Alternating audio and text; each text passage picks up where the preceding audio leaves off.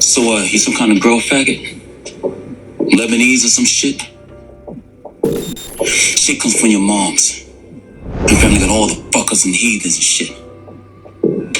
And who the fuck is this white bitch? Where the fuck she come from? She's dead. That's what God do to bitches who violate his will.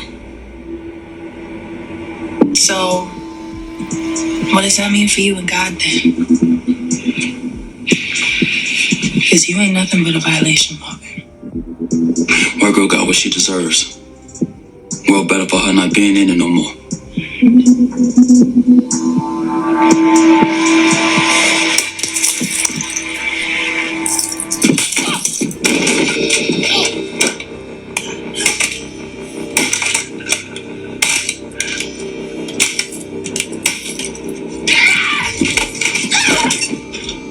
Calm the fuck down. Shit. Fuck off me.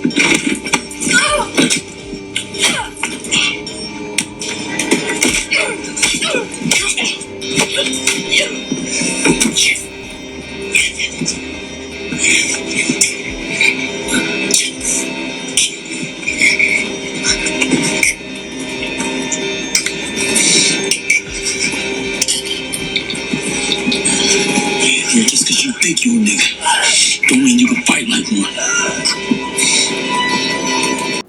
What up, though?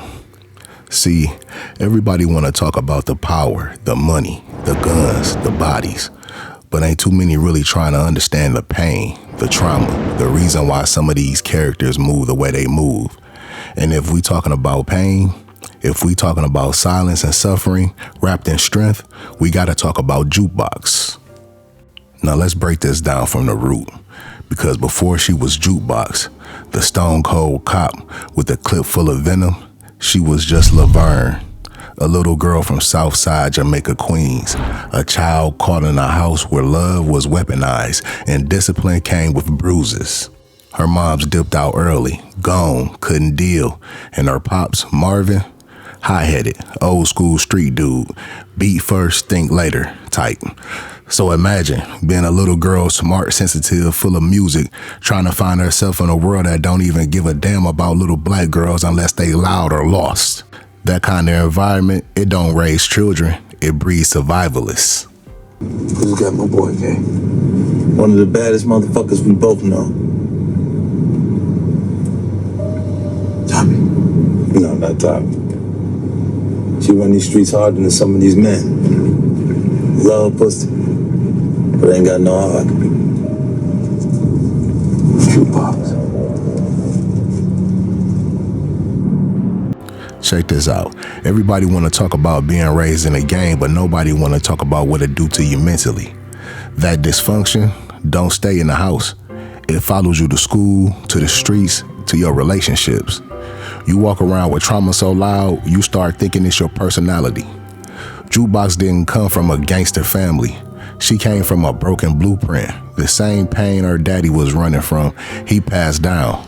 And when your daddy a G, but ain't emotionally present, you grow up confusing hardness with strength, silence with power, and detachment with survival.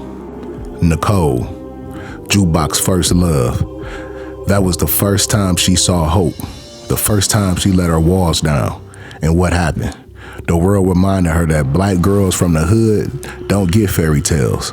Nicole OD'd off the Bad Batch, another angel taken by poison in disguise.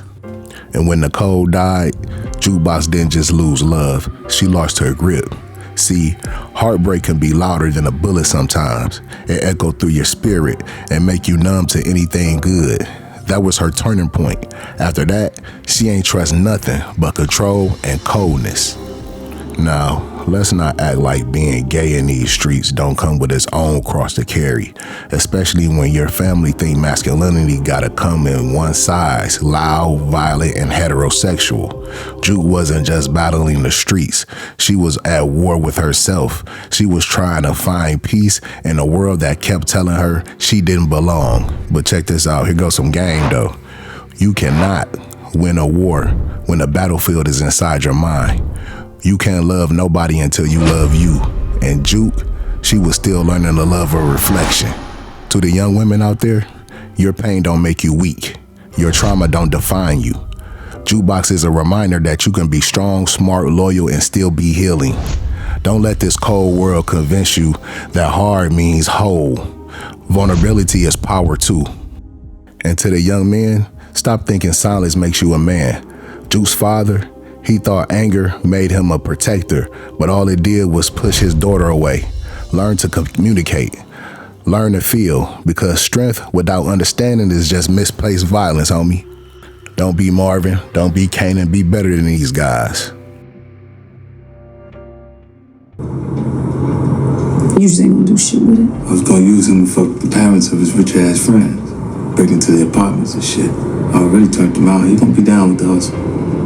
Fuck that. He is the hustle. Ransom his ass. You get the money and kill him anyway. You are still planning on killing him, right? The point was to break his father. That's where you break him twice. Once in the pocket, once in the heart. You get Ghost money, kill his kid, and ride off into the sunset. Flawless fucking victory. Jukebox is a cautionary tale. She's what happens when love ain't spoken, when pain ain't treated, when family becomes a battlefield instead of a safe house. But hey, she's also a warrior, a reminder that no matter where you come from, you still got the right to choose who you become. Think of some game. Heal. Don't just survive. And remember, power ain't in the streets. Power is in your mind. It's in your peace. It's in your purpose.